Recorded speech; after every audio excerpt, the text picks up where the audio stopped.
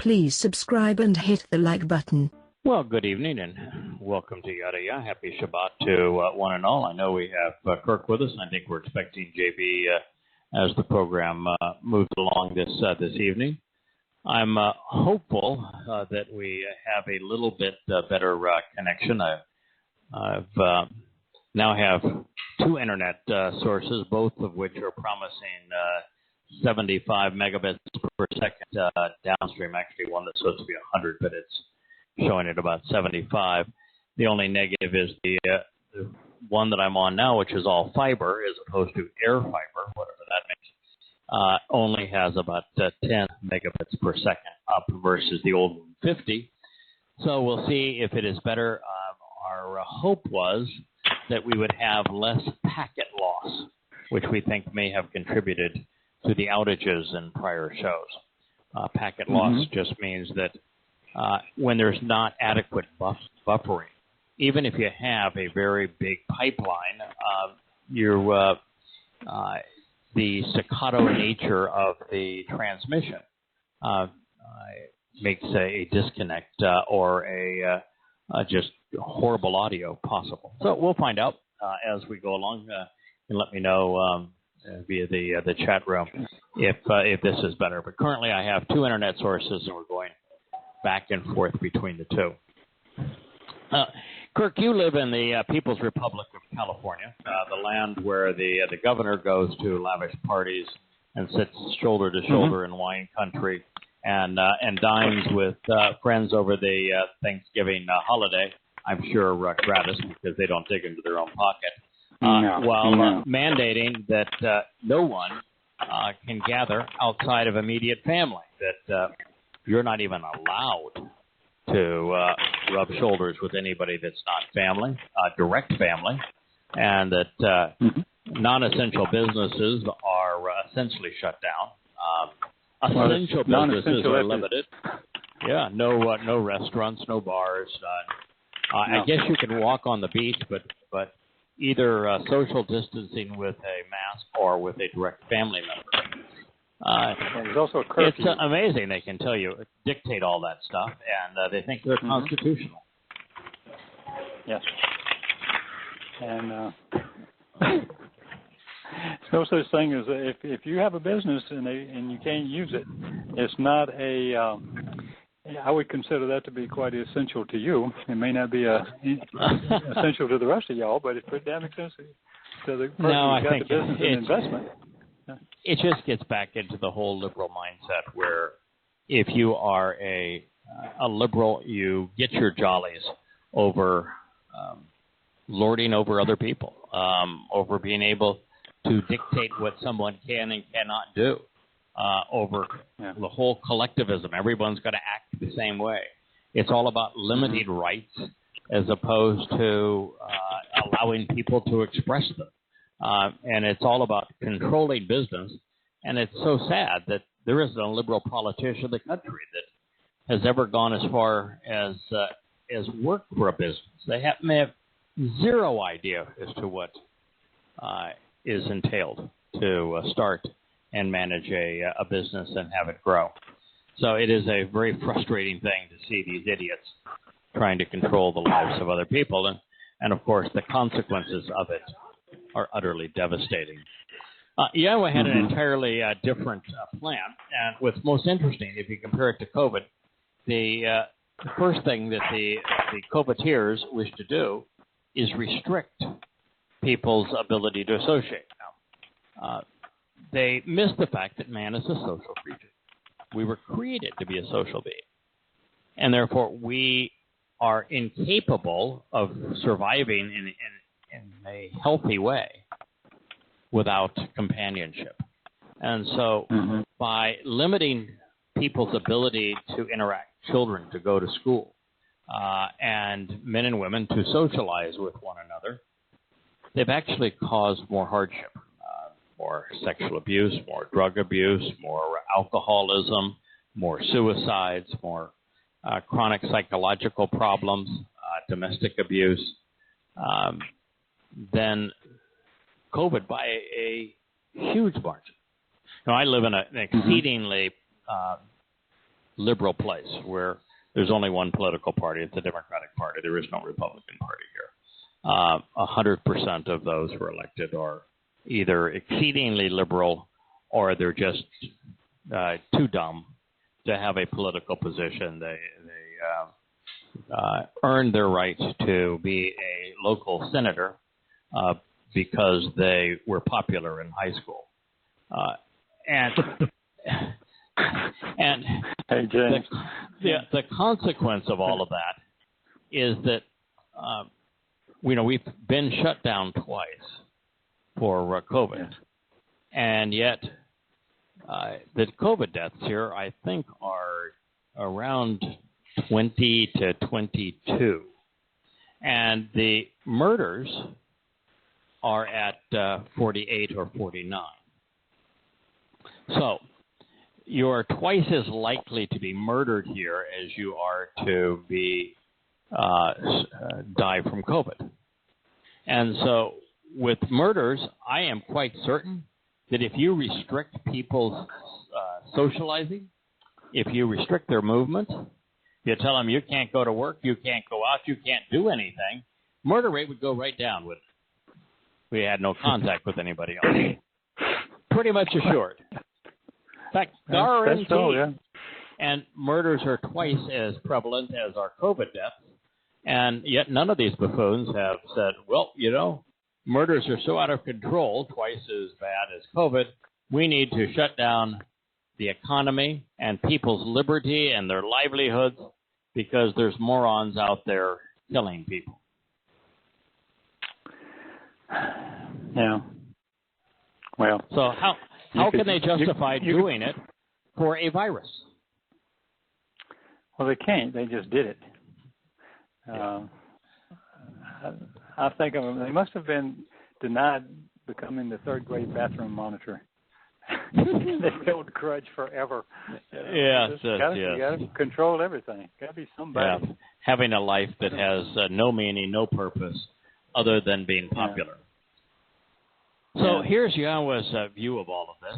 He recognized the problem that the liberal politician does not recognize. And by the way, I'm not suggesting that conservative politicians are better, or that there is such a thing as a conservative politician. If you were conservative, you wouldn't be running for politics because you would have a disdain for government. So if you were genuinely conservative, you wouldn't be in politics. But that said, I'm not suggesting that a conservative politician, therefore, is better, but they are at least ever so slightly better in terms of their desire to control everyone's lives.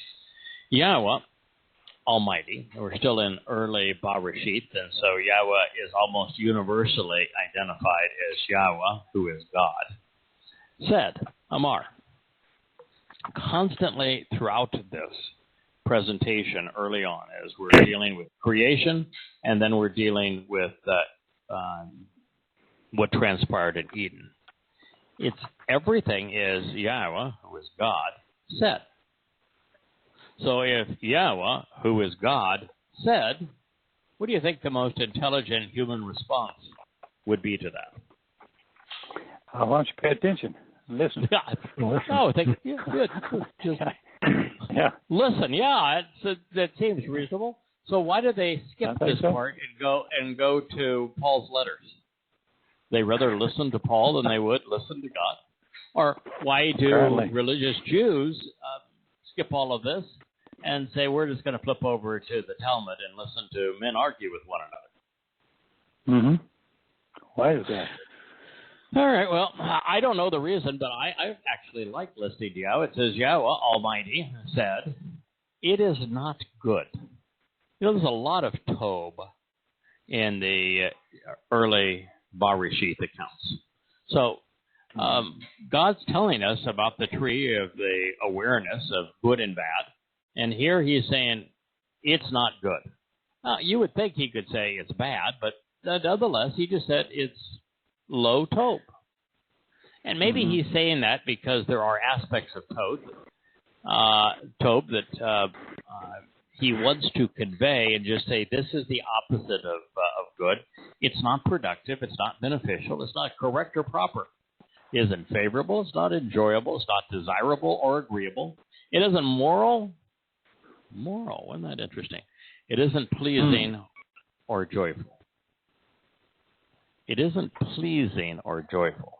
It isn't desirable for the man, Adam, to exist alone by himself. You know what's interesting is the word for alone in Hebrew. It's bad. It's bad.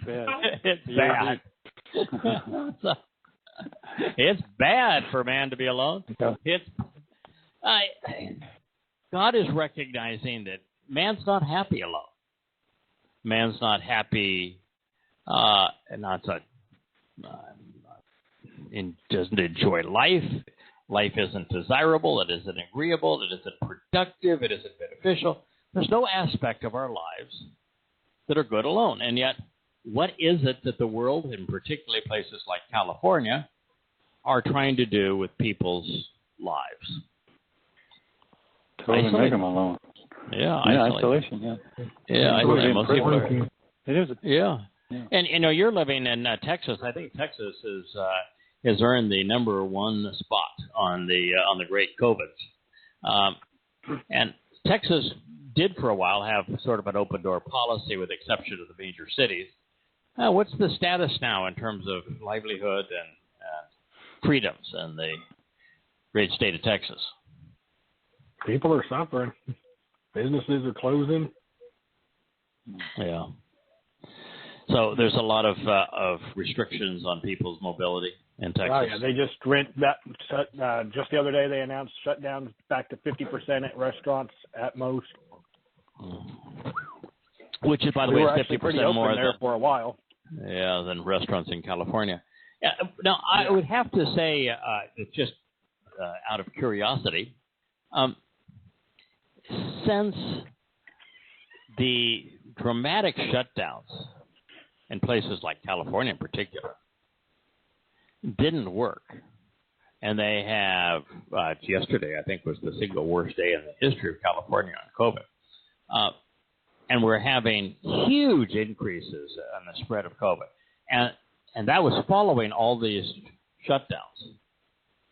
Why is the response now shutdowns, lockdowns? What isn't the definition of insanity doing the same thing and expecting a different result? Mm-hmm. Mm-hmm. Maybe we should have some of our governors tested for such things. Insanity. So God just had it just really straightforward. We're the ones keep voting them in. Yeah, we keep going from one party to the other, expect a different result. That is correct. Yep. Well, I think they made a huge step backwards. I mean, it's hard to imagine that you could have a step backwards with a nincompoop who is in his own private little world that promotes fake news and conspiracies and is clearly a narcissist. It's hard to imagine that you could go backwards from there, but we did. And it's going to be obvious to all reasonable people in short order. Yahweh Almighty said, it is not good for man to be alone, to be by himself. Now, that really begs a question that we talked about the other day. Why was Adam alone? Wasn't God there with him? It was the pressure of it. Smothering, yes, I think. We talked about being smothering. You can overdo a good thing. But if he was alone, is it possible that God could be omnipresent? No. Nope. Absolutely not. So, with God making this statement, why is it that religions, and particularly Christianity, promote the idea that God is omnipresent? Even Judaism does. They want that God is always watching you.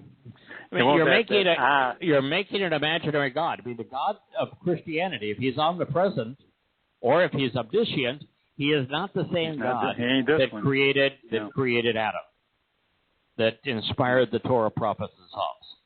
Because the God that inspired the Torah, prophets, and Psalms said it's not good for Adam to be alone, which would not be possible if God was omnipresent. And when Adam took a bite of the fruit that he was encouraged not to eat, what did God do? Adam, where are you? Adam, what did you do? So, clearly, God's not omniscient, and he's not omnipresent. Yeah. Okay, so we definitely learned something here, and then our natural instinct is to say, why? Well, was God not with Adam all of the time? And more importantly, what does that portend for us as it relates to eternity? Because every lesson here is presented not for Adam's benefit, not for Abram's benefit, not for Moshe's benefit, not for Dod's benefit. Everything here is presented for our benefit. So, why is it that we're being told that Adam, even in the garden, was alone and that being alone was not good?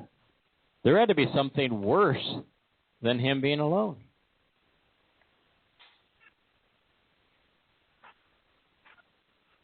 Oh, yes. God is telling you that in eternity, we aren't going to be side by side all of the time. We're not going to go everywhere together. We're not going to be together all the time because that's worse than us being alone. You need some space sometimes. Yeah. You need to do your own thing, of course. Correct. I'm in a really wonderful relationship, but I need time. Your time. That's just me and Yah time, or just I want to go and me time. Yeah, just me time, and there's nothing wrong with that. And and you think I do? Boy, does she ever? She's an introvert. I'm an extrovert. She's of those group that says even when COVID's over, I'm not so sure that I want you to keep your distance.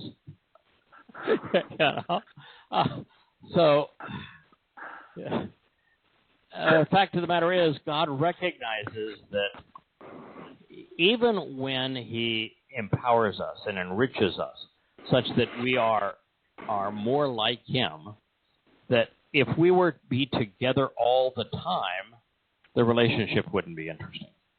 We need to go off and explore, and then come back and share what we did. We can't have God looking over our shoulder every waking moment and have any sense of freedom or independence. I like being a little bit mischievous now and then, and I just as soon have the world not know about it. I mean, it's we're all that way. When I go out and play golf and I hit a duck hook, I don't want the whole world to know about it. So we do need our time apart, and God is telling us that He didn't create us to dominate us. He didn't create us for Him to be involved in the minuscule aspects of our lives, which this also then destroys both Islamic and Jewish and Christian mindsets. Rabbinical Jews, Orthodox Judaism, actually teaches, if you read what the rabbis say, they're constantly telling Jews that you should be celebrating the fact, you should be excited and thrilled with the fact that you have a crappy life. Matter of fact, you should be thrilled that we have a history of a really miserable existence. Because we're miserable because God's doing this to us. And if we weren't miserable, it would be an indication that God's no longer paying attention to us. So we're miserable, and you're miserable, and you're going to continue to be miserable because that's God's way of interacting with us. He wants you to be miserable. It's a paraphrase, but it's not much different than what they actually say. Go read it. Study it. If I'm wrong, tell me. But I must have read 30 sites the other day. I was just so dumbfounded. you're miserable because God wants you that way. And that's his way of making sure that you're going to be holy and pure, is to make you really miserable, make your life difficult.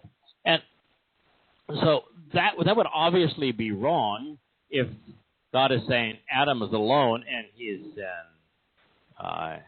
in Eden. And then you go from there to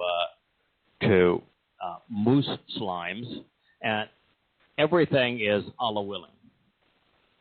I mean, they can't commit to anything unless it's Allah willing. Well, God doesn't get involved in the minutiae of our lives. If you want to do something, do it. If you don't. Don't blame it on God. And, of course, Christians will tell you that every aspect of their lives is orchestrated by God. God is so loving. He made me fail the test so that I would study harder. He made me go broke so that I would appreciate the value of money. I don't know. It's one of those things. Is they win the lottery is because God gave them the money. If they lose the lottery, it's because God didn't want them to have the money. No, God is not involved in the minutiae of your life. It's your life. Live it however you want to live it. If you're part of the covenant, you can engage with God from time to time. I spend all day today sitting in this chair translating and writing about 100 pages now from finishing volume 2.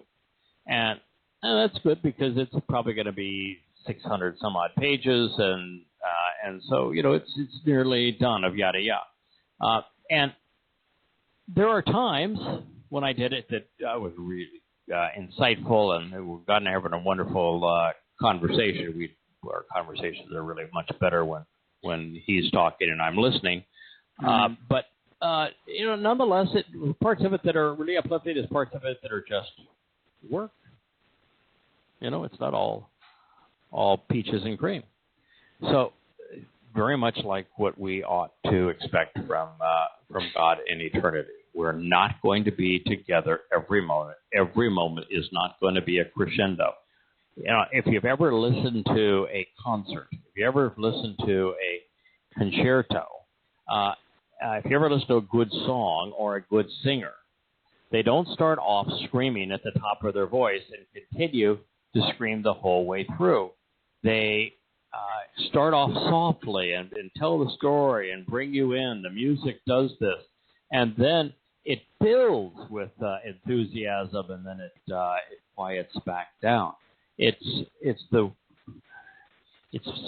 much more interesting than just blaring at full tilt all of the time. Mm-hmm.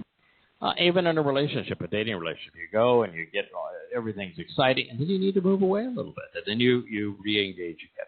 So God is saying it's not good for man to exist by himself. So God said, I'm going to engage and continually act on his behalf, producing a helper and supporter, like his corresponding counterpart, Neged. So God said, this is my kid. I've made him. I'm responsible for him. He's not happy this way. And so I have a choice. I can dominate his time 24/7, and I just know that's not going to work out for either of us. Or I can let him continue to be unhappy. That's not a good option because it's not productive. It's not beneficial. Or I can resolve the problem. And he says, I'm going to resolve the problem. I am going to engage on his behalf, and I'm going to produce a helper and a supporter for him. His corresponding counterpart, an interesting word, Neged, describing that which is straightforward, right for him, open to him, close by, in his immediate proximity. That's the definitions, but I'm not sure that's all the word means. No. It's got a G in it, and anytime you see a Hebrew word with a G in it, you need to worry. What about Gaza? What about Gomorrah? G's in words are usually a bad thing. So what do you find when you looked up Neged?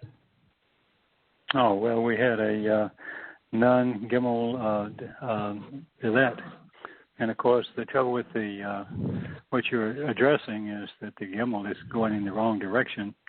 So that's, I took it as a clue. He's talking all this wonderful stuff, all these positive things about having someone with his corresponding counterpart. However, there's something ominous there, or something that can go the wrong way, because the word indicates that someone is walking away towards man. The one is laying down, or the inheritant, the future generations. But that's, in this case, we'll call him Adam, as it is a man. And she is walking in the wrong directions toward him, away from the doorway. I always think of that as the doorway to Pesach. So she's walking away from God.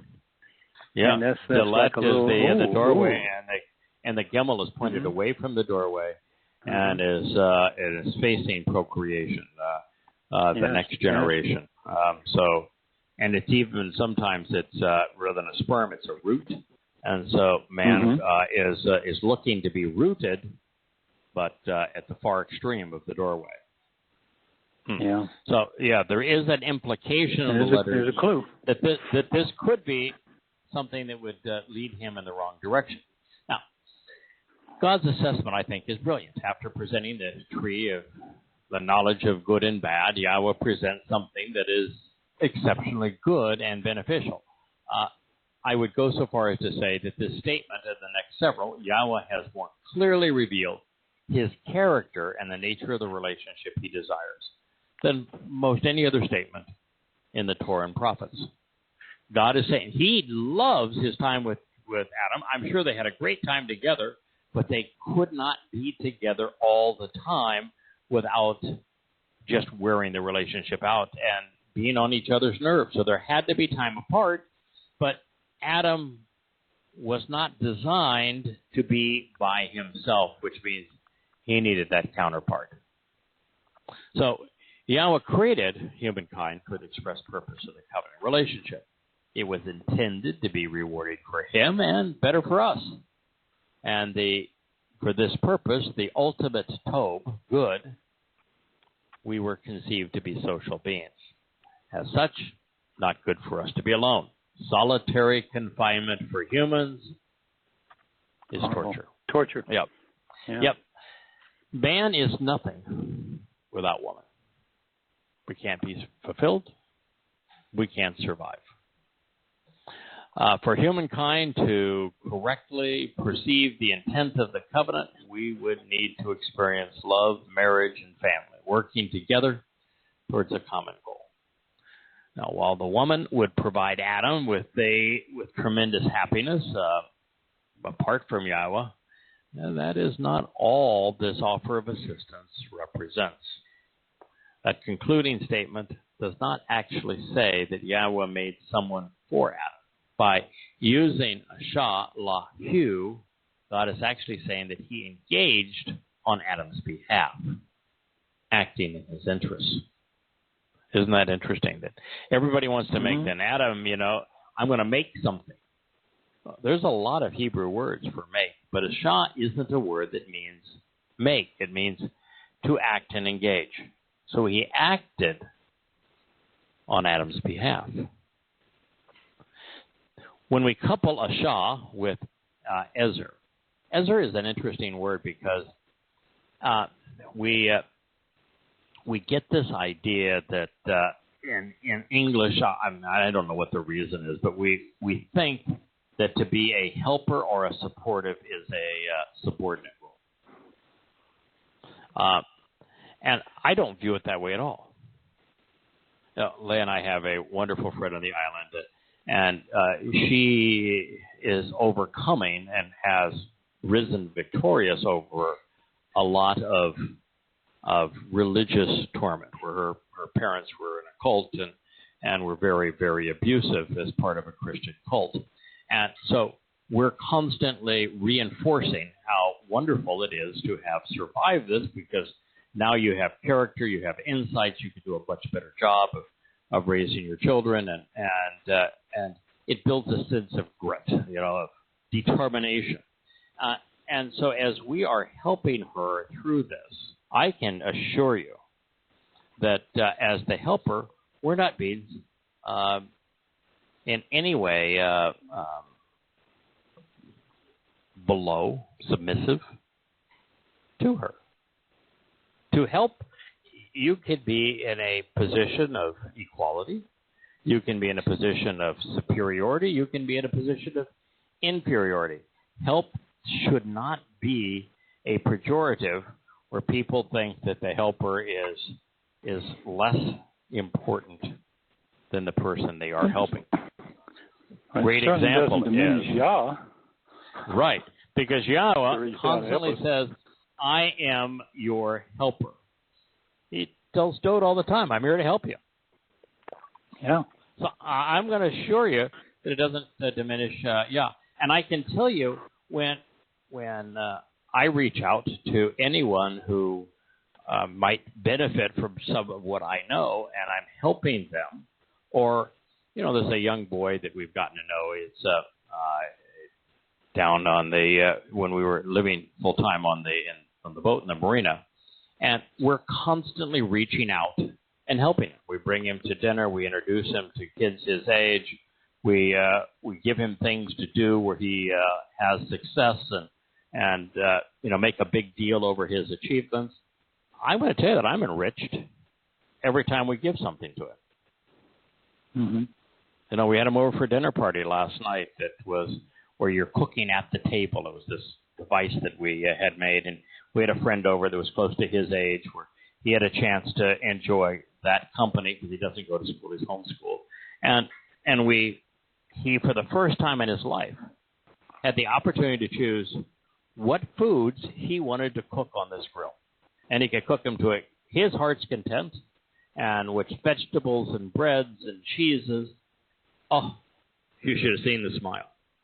Now, we worked, Leah in particular, she began at 10 o'clock in the morning preparing all of this.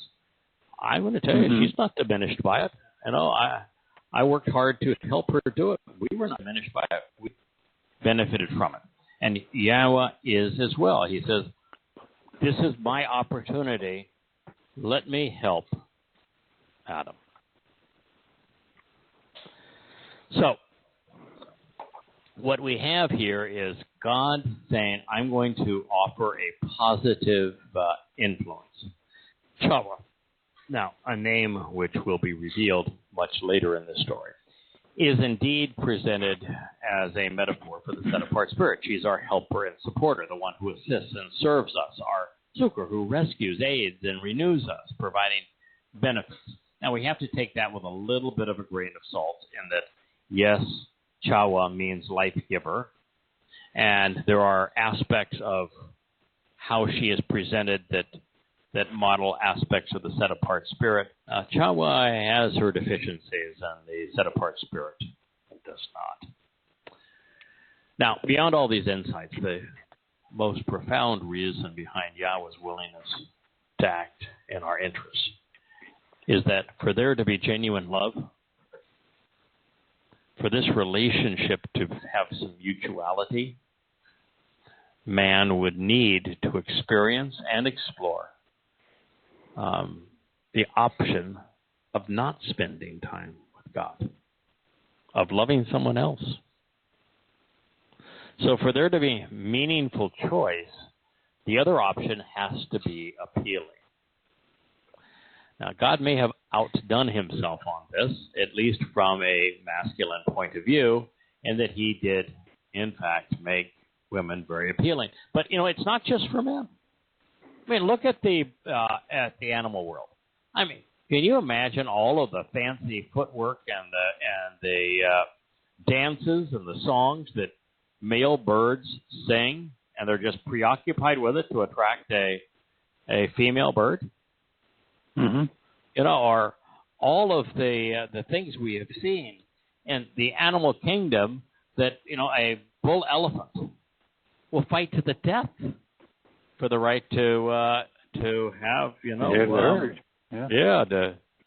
be the man of the herd. And the same is true with lions, and it's true with look at at antelope and deer, and the degree that they will fight almost to the death. Or rams. Yes, rams. And so it's not just men; it's within animals. This attraction for mating is extreme. So God created an exceedingly appealing alternative to Himself. Now that also says that He has pretty brave. Yeah, that he's very confident in himself. Yeah. He's not insecure. He's not stacking the deck in his favor. He's making certain that if you choose him, it's going to be because you really want that relationship to work. Now, it's interesting that you don't have to choose, if you're a man, not woman, to love God. You have to choose not humankind to engage in the covenant relationship, but that's collective humankind, not individuals like a woman.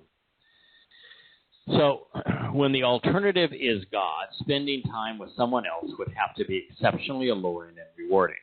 However, the relationship would have to be complementary, and that by man choosing to be with another companion, he would not be avoiding God, but ideally would come to better appreciate the nature of the covenant.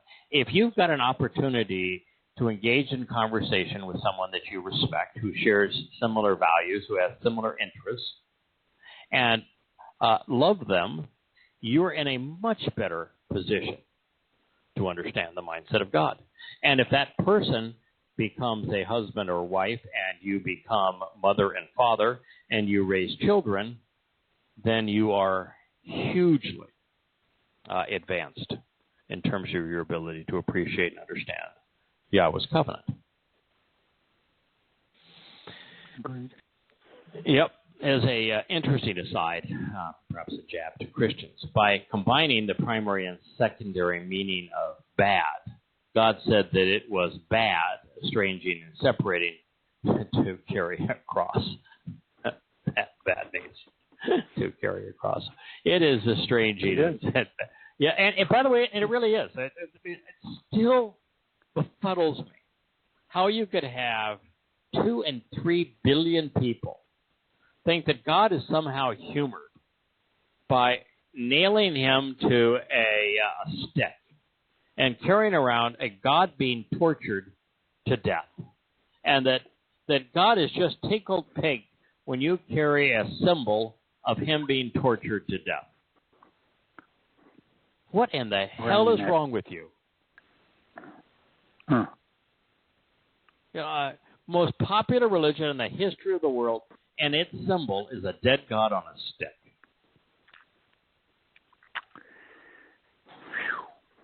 Yeah, it's painful when you think about it. Now,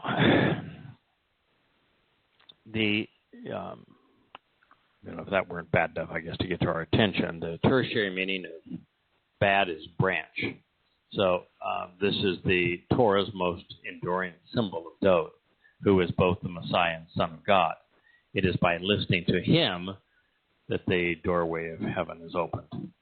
Now, before we leave this, I think, rather profound declaration, recognize that while Yah said that he would be Adam's helper and supporter, God routinely refers to himself as our helper. So this is not a pejorative term, as we discussed. In truth, the one who serves, the one who rescues, the one who renews, the one who restores, is greater than the beneficiary. Now, based on what follows, I suspect that before creating Towrah, Yahweh explored the other favorable option, which was to spend more time with Adam. So this is an interesting statement. After it's not good for Adam to be alone, I'm going to create a helper. He needs a helper and a counterpart. God says, now, Yahweh Almighty, who fashioned and formed Yetzer, out of the elements of the earth, every living animal, of the expansive environment, in addition to every bird of the sky, brought them to Adam in order to see what he would call them and how he would greet and welcome them. Now, if God brought every whole chaya life form from the Hasadeh, the expansive environment, which is the area outside of the garden, to Adam for him to kara, interact with, would there not have been Homo sapiens? Has to be. In fact, there would have to be. All is all. Coal is coal. Coal is all. All is coal. Right. Yeah. Well, all is all is what all means. That's all that all means. Yeah. That's all that all means. Yeah. So he would have brought man to Adam. Therefore, everything for the benefit of the relationship, Asher, that Adam approached and designated, called out to and encountered, Kara, that became the name and reputation of that living soul, Nefesh Che. So animals all have a soul. Every animal with a soul was brought to Adam. So there are a number of things here that I think are evident by these words. The first is, of all the things that Yahweh enjoys, he's going to pick his favorite. He's got a problem now. Adam's not fully satisfied. Mm-hmm. Things are not right with Adam. So he's going to engage on Adam's behalf. The very first thing God chooses to do is introduce Adam to every one of the life forms that he's created. Mm-hmm. That tells you a lot of things. Yahweh views life as not only good, he thinks the interaction with life is beneficial, and that he thinks that that by sharing what he has created, the relationship would grow. A lot of things here that are being communicated. It's God's go-to moment, life. Now, looking forward to eternity. What does that mean? Same thing. He's going to do again. He's come look at all this Come stuff. look. As an artist, I can tell you that's a big deal. That you bring them to your home or whatever, to your gallery, and it's fun to see what they see and what you did. Correct. It's painful sometimes if they don't. Right. On the other hand, but mostly it's like, wow, isn't that cool? They like it. Yeah. It's one thing.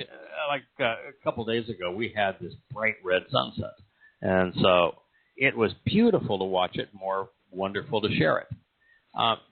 But while vistas and views are beautiful, there's something just exciting if you're out there in the water and you see a humpback whale swimming by.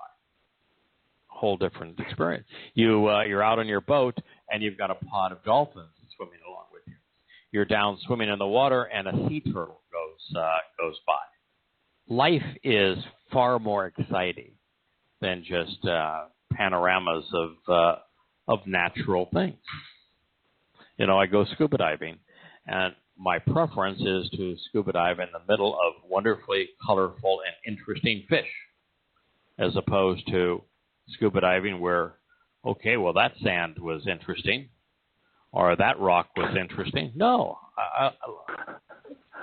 Life is what's interesting. So what this means is that there is life on other planets. That's what this means. And that in eternity, God's going to take us to some of the beings that he has created and let us interact with them. It likely means that we will be able to interact with animals such that we understand what they're thinking and we can communicate with them. Wouldn't it be fun? Wow. If you could just sit down and talk with your dog? Mm-hmm.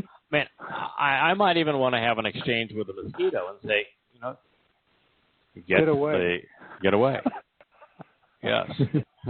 Please Go, away. or I'm going to kill you. This is a can of Raid. Get away. Yeah, this is a can of Raid. Let me introduce you. I do not like you. Go away. You are ugly. You are toxic. So God obviously loves animals, and he wanted to interact with them and wanted to enjoy our interaction with them.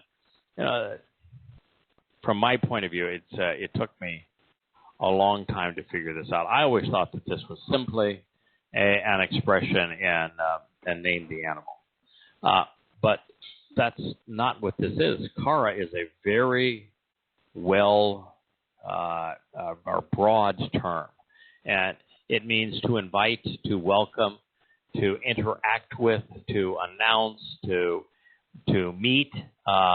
It's a term that speaks of all of those things. So God was really wanted to see how Adam was going to interact with life and what he would have to say about it. So they were going to have a conversation about Adam's expressions as it relates to life. It's one of life's greatest joys.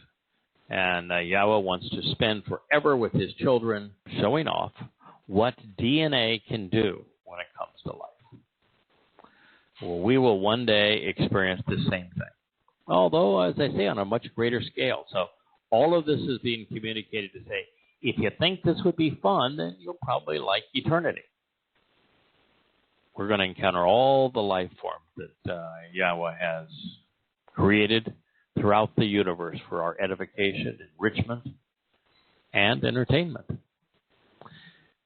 Adam summoned and met with, greeting, Kara, by name, Shem, proper designation and reputation, all whole of the animals, the birds of the sky, and every conscious life form.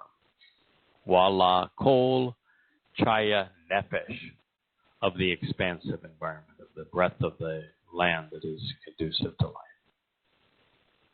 But there was not found for Adam a helper and supporter, similar to or right for him.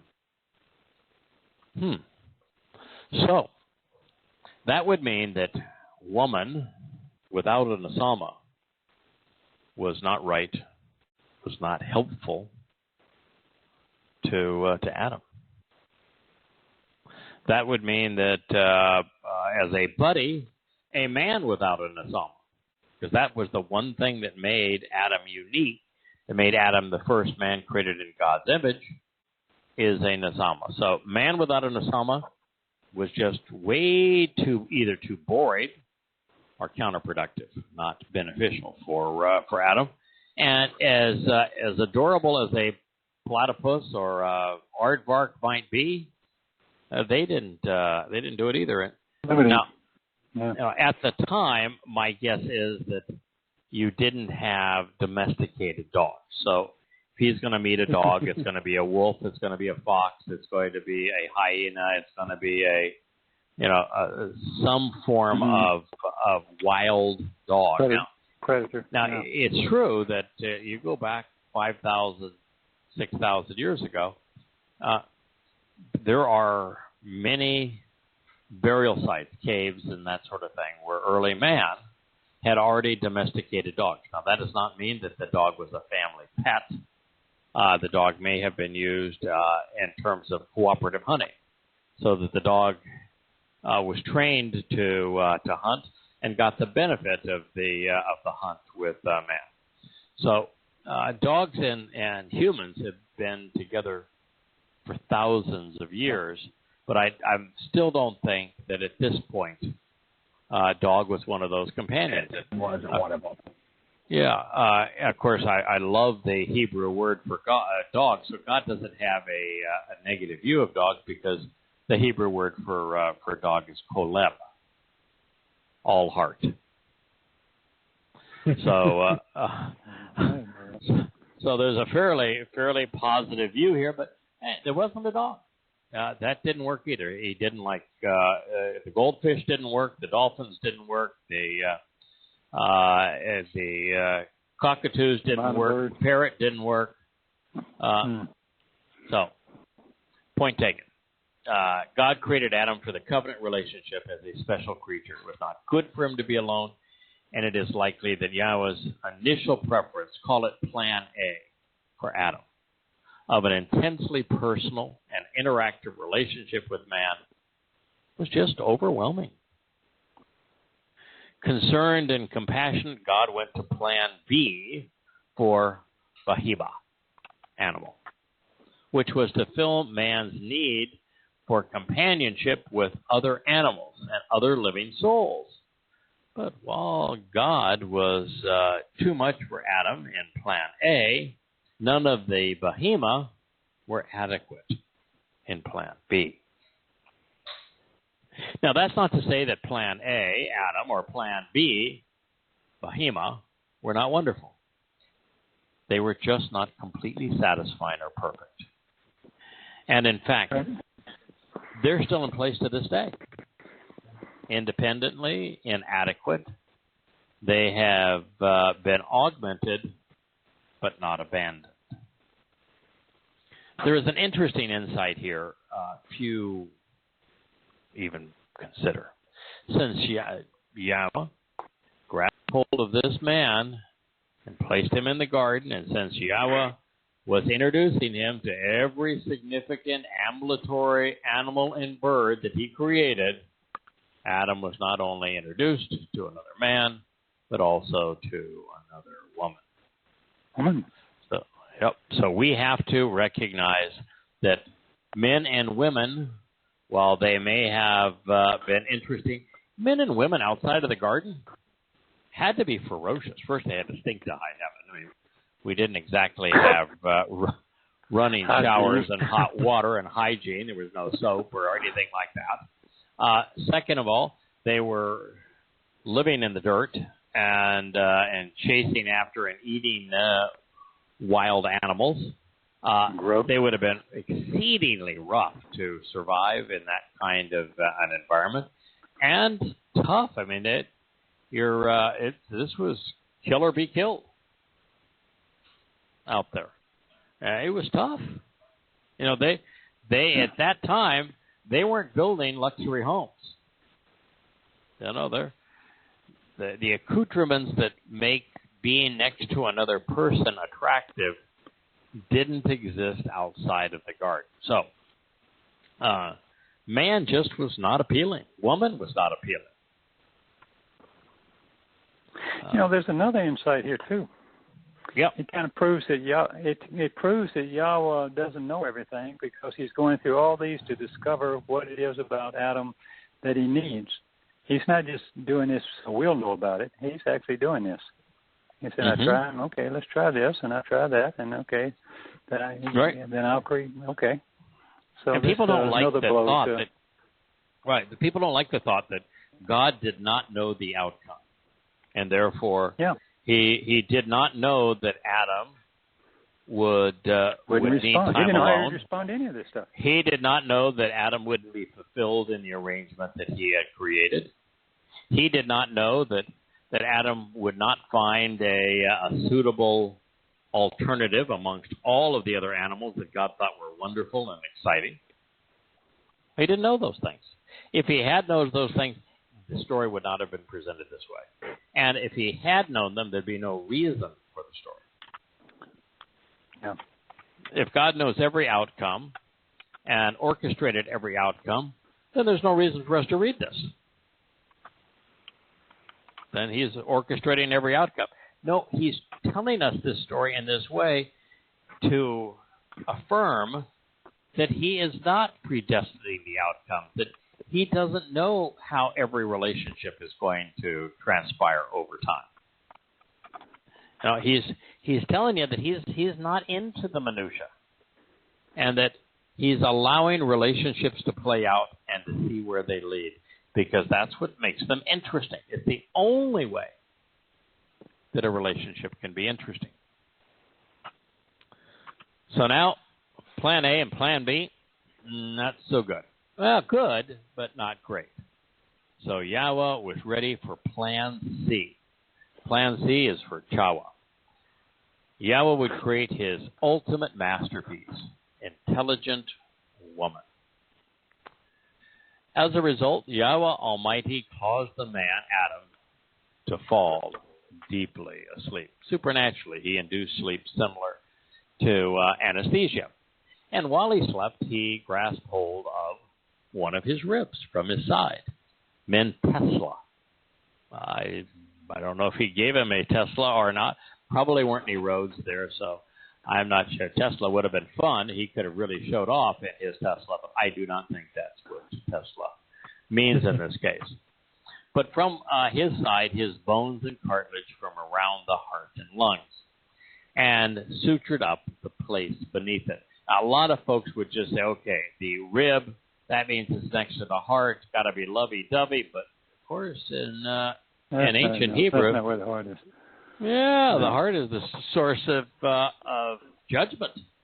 That means if you're going to take it from the heart, you're going to take it from the place where people think, where you get your sense of motivation, your sense of your guts, character, your response to the world around you is at your heart. Yeah, the liver was the seat of emotions.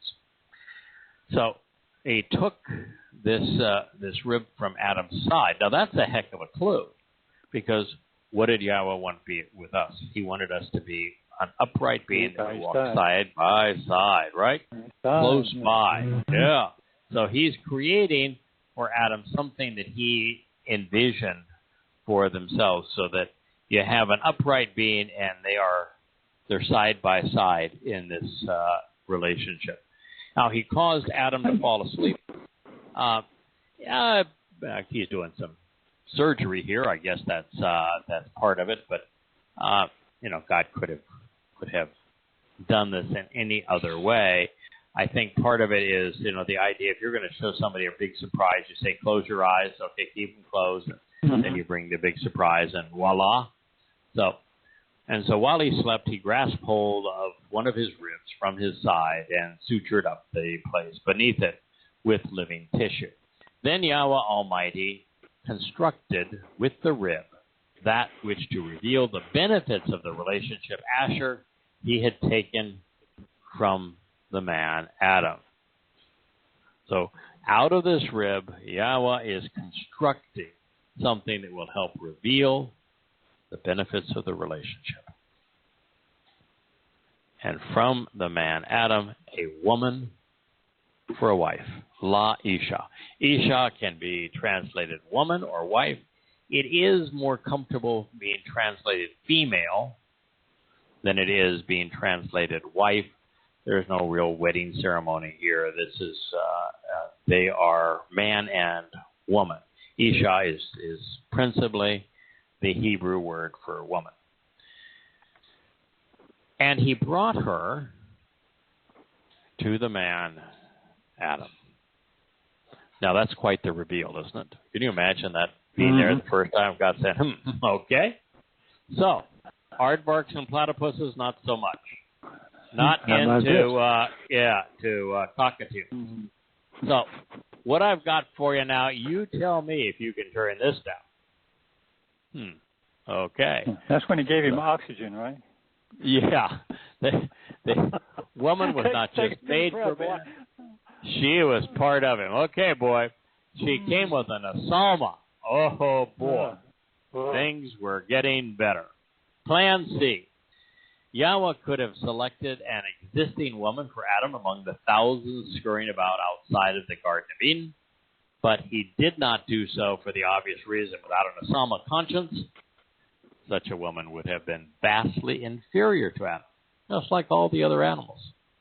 They would have had nothing to talk about or anything to agree upon. Moreover, God's whole concept here is, in the covenant, I want you to walk away from your animal nature. The very idea of being circumcised is to be separated from your animalistic nature. That's what it would circumcise in the Bashar. We're separating from our animalistic nature. The last thing that was going to work is for Adam to become more animalistic. He needed to be more Nasama man. The best way to do that is provide Nasama woman. he would have something to talk about. As an outsider, if that's what God had done, she would have brought the world's problems into the garden, which would have been inappropriate and would have destroyed Eden's purpose.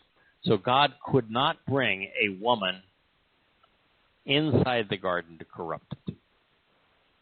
Just as the set-apart spirit is part of God, taken from God, and then sent to us for this purpose of association life, so was Yahowah. And in a more plebeian sense, the rib was selected because it surrounded the heart, the seat of judgment, and the lungs, which are synonymous with the breath of life known as the nephesh, soul.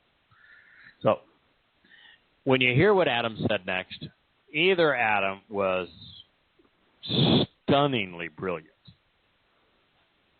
or he may have been inspired to say this, because this is really profound what he said. And I can tell you, if I had been at that reveal, I'm saying, wow. Mumble, mumble. No, you mumble. Well, yeah, yes. I can tell you on my first date, I had no game. And I just don't see how Adam could have been this articulate. But again, the story of what occurred in the garden is not being told from Adam's perspective or Adam's benefit or Yahowah's benefit. It's being told for our benefit. So these words reveal the purpose and nature of Yahowah in a way that we would learn why she was the ideal helper for him. So, then the man, Adam, said, "This is the way to conduct one's life." La panav. No, okay.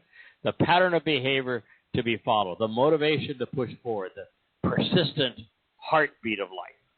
Its essential nature, a stem, the skeleton upon which human life hangs, the substance and essence of an upright life. Out of my essence esteem, a living being able to communicate intelligently, bashar, for my desire to share positive thoughts with humanity, min, bashar, ani. For this reason, she shall be greeted, welcome, and called Kara, woman, Isha, because out of man, Ish, she was taken, Lakash. Wow. Okay, that's eloquent. I mean, I read it and I say, oh my goodness, who is your speechwriter? Can you imagine being on your first date and you're introduced to, you say hello and you exchange pleasantries, and the next words out of your mouth are, "This is the way to conduct one's life. Its essential nature, out of my essence, a living being able to communicate intelligently, for my desire to share positive thoughts with humanity. And for this very reason, she shall be greeted and welcomed and called woman, because out of man she was taken." Now, I would say if you gave that speech, and unless somebody is like really into poetry or prose or intellectual understand, most women would just say, "Hey, dude, you are way too full of yourself. I don't know what you're taking." But stop that. That's not great pillow talk to me. Yeah. No, that's just that is just not going to. Yes. It's eloquent, and it does communicate a lot. That the man said, "This is the way to conduct your life." The very essential nature of life is for men and women to come together, love one another, become mother and father, raise children, build a home, support one another. It's the essence of the covenant. It is the way to conduct one's life. Or simply stated, best gift ever. Now, Adam was obviously bright and articulate. I mean, he was conversing with God. I would think that if you had spent all this time with God and you were talking about DNA and life and creation and the like, you're probably going to be smarter than the average dude. So he was a smart guy.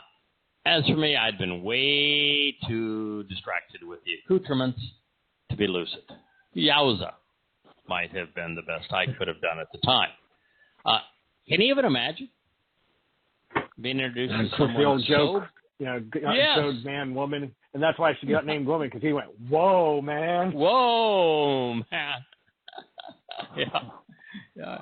But just imagine being introduced to someone so beautiful, so perfectly designed, so intelligent and conversant, so helpful and fun by God, and him telling you that he created her especially for you. I was talking to my son. He's dating out there, and he now lives in San Diego. And I was sharing with him what I've come to recognize, and it's just my own personal view. Maybe right, maybe wrong, but nonetheless, I thought it was interesting in this context is that what I told him, I said, the most important things are not appearances, and we're actually not told anything about what Yahowah looked like. Appearance is nice and everything, but it's not the most important thing. Somebody being super articulate or brilliant, it's nice, but that's not the most important thing in a relationship. The most important thing in a relationship, being nice, being supportive, being kind, being affectionate, being interested in the other person, being helpful. Which means those how things they never make go out you of style. feel. Those things never go out of style. No. You good. you could date and marry, Miss Universe. And if she's not nice, if she's not affectionate, if she is not helpful, if she's just not kind, you're going to be miserable. Mm-hmm. I've met many attractive women who I would not want to spend more than 10 minutes around if I didn't have to. Right. So I think that Yahowah was designed to be fun, to be enjoyable to be around, to be conversant, intelligent. Plan C would be a winner. Adam had been taught by the best. His declaration, this is the way to conduct one's life, its essential nature, that's sublime. He is saying that together man and woman serve as a picture of the covenant. And this is why Bashar is a living being able to communicate intelligently. It was Adam's Bashar, desire to share these positive thoughts with humanity. Bashar is as much about being comprised of living tissue as it is being filled with meaningful words and uplifting ideas that we want to share. But Bashar is like Neged. It can very quickly, its primary meaning, as a matter of fact, is preaching that conveys a message that people want to hear, a popular message. So it's like Neged. It's one of those words that sounds good on the surface, but you look a little bit deeper, and all of a sudden you're, ooh, that could be a problem. I don't think it starts off with the intent of being a problem. It's about making a declaration, but it certainly is used in a lot of negative contexts. Mm-hmm. Therefore, to tell his story in a way that we would not miss, woman was created to live with man. We would come to understand love. We would come to value affectionate and caring relationships. A tender touch, an uplifting conversation, a sweet smile, the joy of and value of working together. You know, last night we did something very simple, but it's a lot of work. You know, we had this dinner party for these two kids. One of their moms was there, and the girl's mom was there, who we really liked too.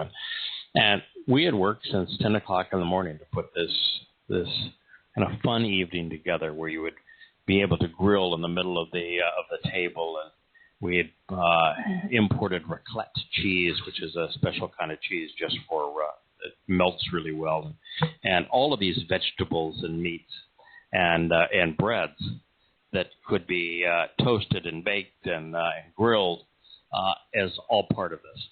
And then we set a very fancy table. I mean, there was crystal and all the right implements.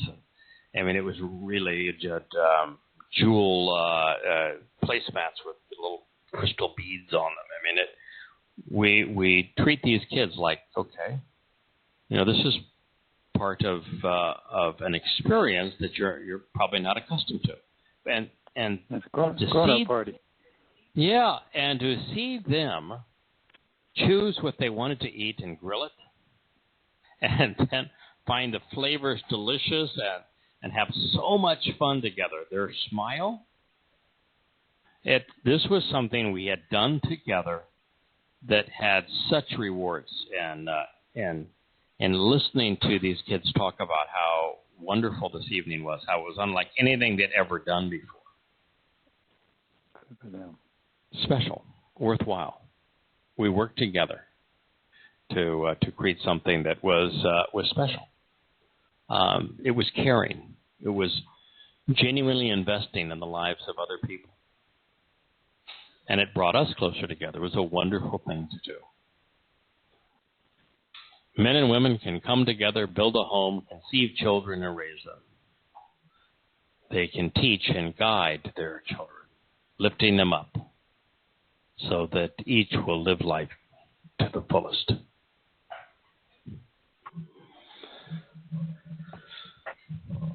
Reinforcing all of this point, God would say, accordingly, therefore, a man shall leave his father and mother and engage, becoming close with his woman, and they shall exist as a unified pronouncement of life.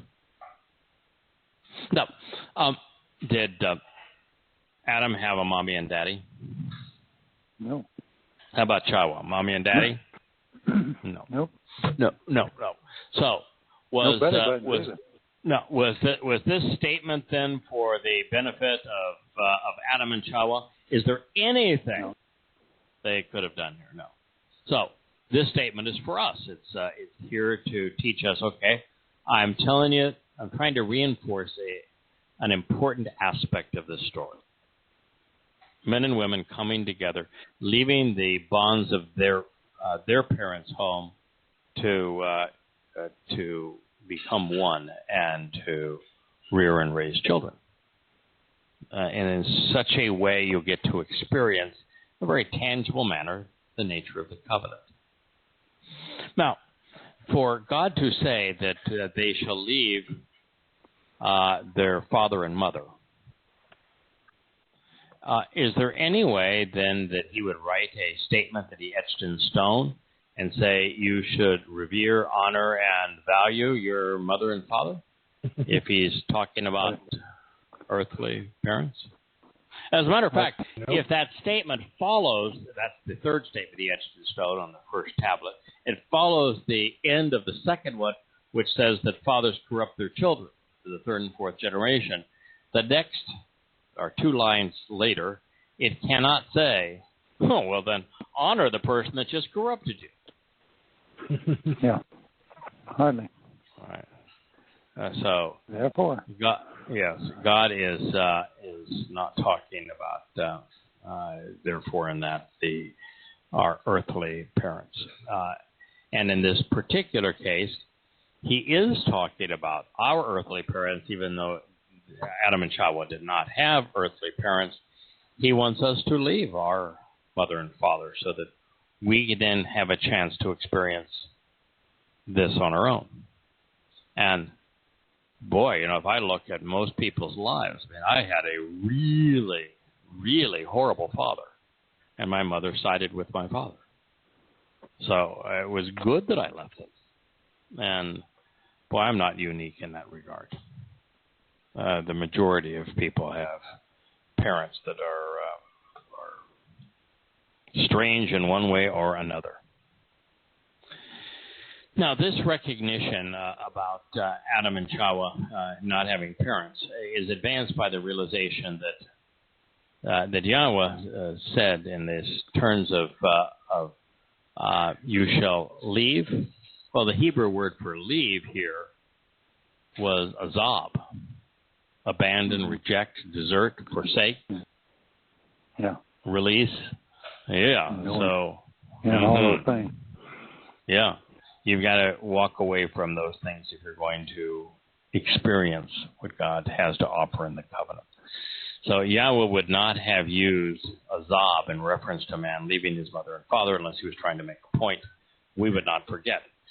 Of the 215 times that azab appears in the Tanakh, it is translated forsaken on 130 occasions. To forsake is to reject and abandon. I share this because it sheds light on, as I say, the fifth statement, etched in stone. Beyond all of this, and based upon these instructions, as they're provided at Bereshit 2:24, the father and mother we are to value and revere, holding in high esteem so as to prolong our days in the land, cannot be our earthly parents. We're just instructed to azab, abandon, leave, and reject them when we engage with and become close to the women in our lives. Not only is it important to reject and forsake that which impossible to forsake that which you highly esteem and honor, showing reverence for. So we have some insights here that, in context, help us understand. So to be consistent, Yahweh could not tell us to azab, be absent from or forsake our father and mother, while at the same time telling us to honor and glorify the very same people. And that is unless the instruction is speaking of our heavenly Father and spiritual mother, and this relationship is equated to the birth covenant family.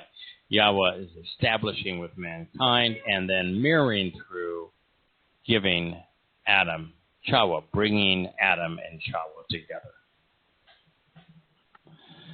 This is the way to conduct one's life. A motivation to push forward and be persistent, the very heartbeat of life.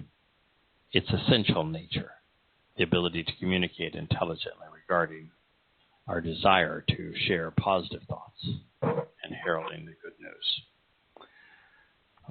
Properly cared for, the human body is also a beautiful thing. That's something that God is going to underscore with this next statement. In the right kind of relationship, it is something to be enjoyed and to bring pleasure. God is not a miserable prude, unlike the religious who corrupt his intent and nature. This is Bereshit 2:25. And the two, the man and his woman, they were naked. And they were not ashamed. They were not embarrassed. They weren't wrong. They weren't the least bit stressed over it. Lo bosh. So, nothing wrong with a man and woman not wearing clothes. The religious condemn nudity, but they're putting themselves at odds with Yahweh. God designed the male and female forms to be attractive. Therefore, it's our attitude, not our appearance, which gets us into trouble. A bad attitude is the most disabling of all disabilities. A good attitude is the catalyst for a great relationship. We ought to think of those that we love, that they're attractive. And as we turn the page and we move on to the next chapter, there's a lot we're going to learn from this relationship and how we get ourselves into trouble and cross purposes with God. What is that shift in attitude which led to Yahowah's exodus from Eden? And we're going to contemplate how this change in perspective caused her to consider nakedness offensive. Was it her body or her new attitude that caused her to be ashamed and want to hide? So we'll make a little bit of progress on this and then pick up next week. But just a couple of insights before we begin to explore now the nature of Adam and Yahowah together, because God's going to go right to, not to, well, they had so many wonderful days frolicking through waterfalls, and they jumped on unicorns and rode them across the sky. No, that's not what he's going to do. He's going to go right to what went wrong here. He's going to do a neged here on us. So while there is one covenant, like a family, it evolves and grows over time. It, of course, begins with Adam.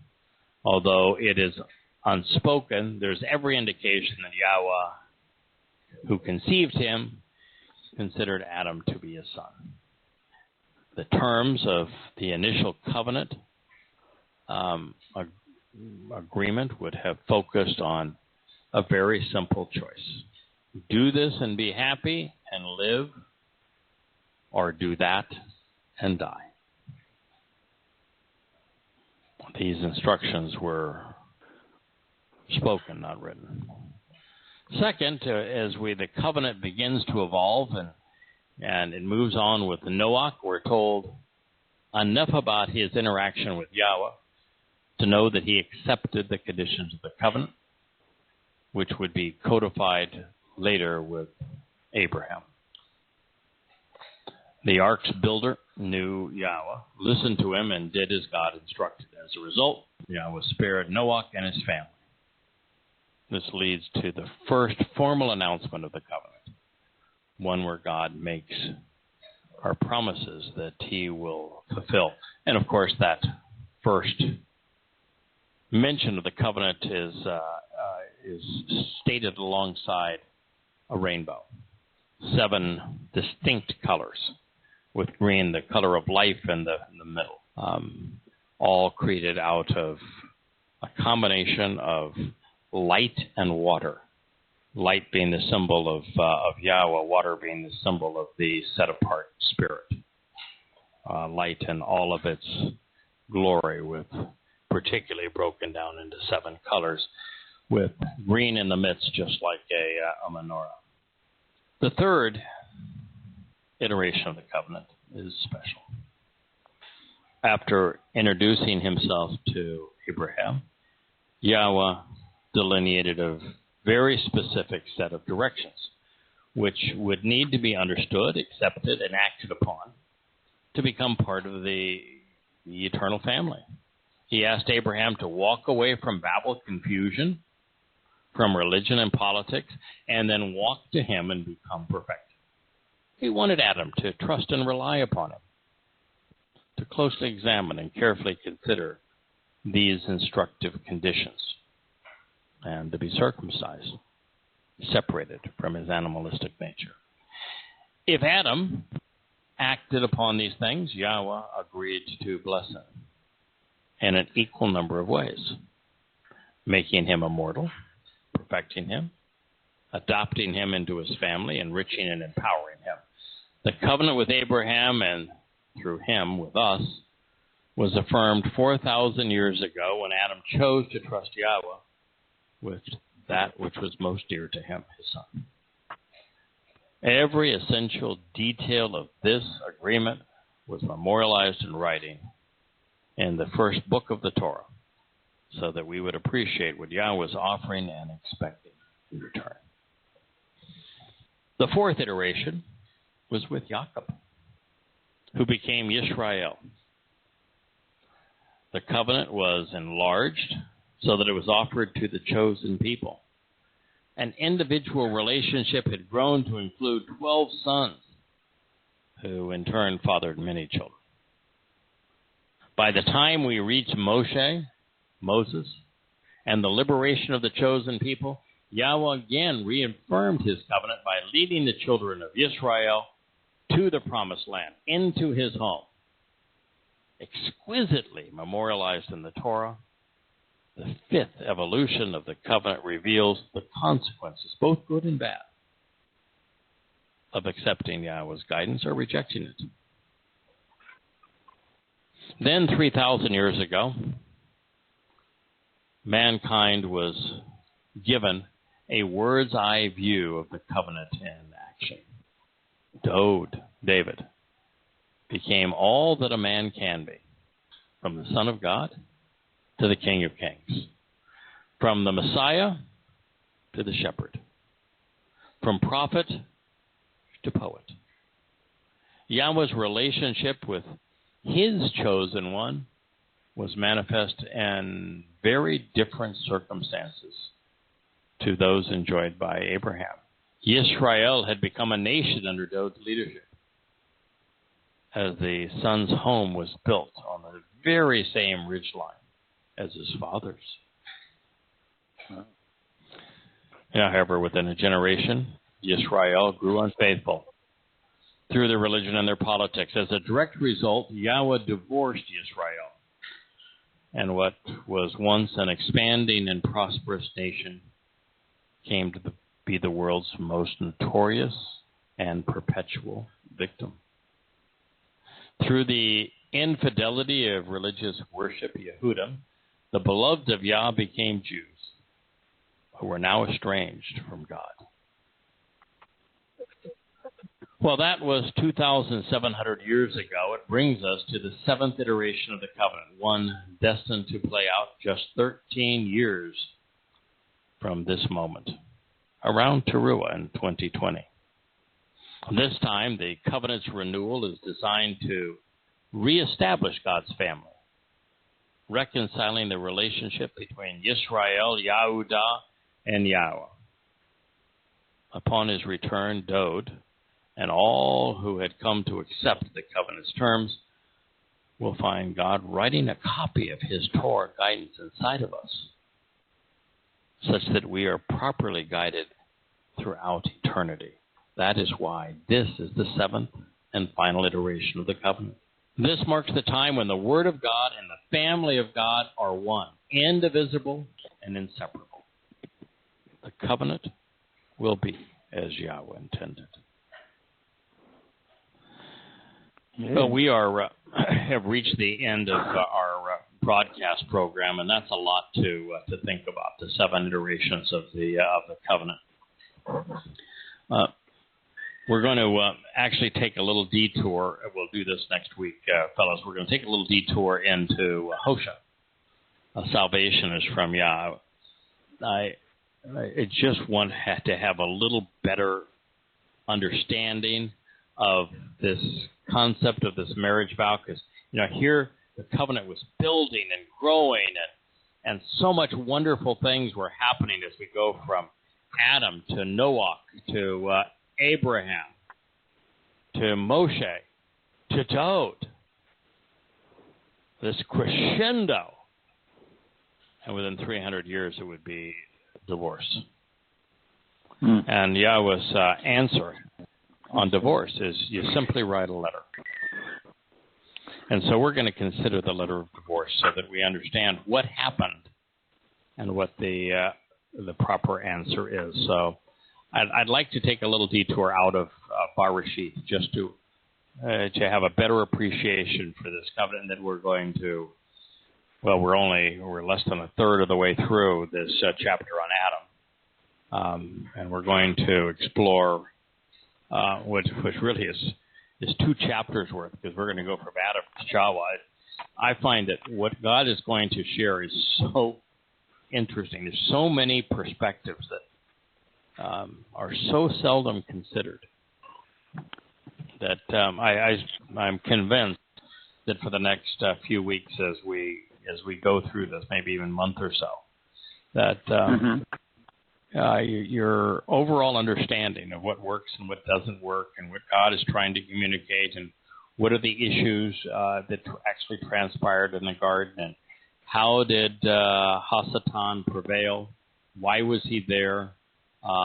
What was it that Yahweh did that was inappropriate? What did Adam do that was inappropriate?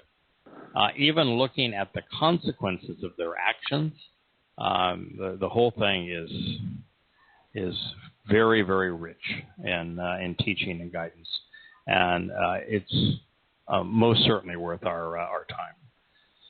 Mm-hmm. So, fellas, it is now 10 o'clock here in Atlantic time, and for a guy that gets up before the sun, it's at 5 something in the morning. It's time for me to say good night, and that's a good ending point. Thank you for contributing and joining us this evening. May Yah bless you all. Right, shalom, both of y'all. Shabbat shalom. Hey, y'all. Good night. Good night. Good night.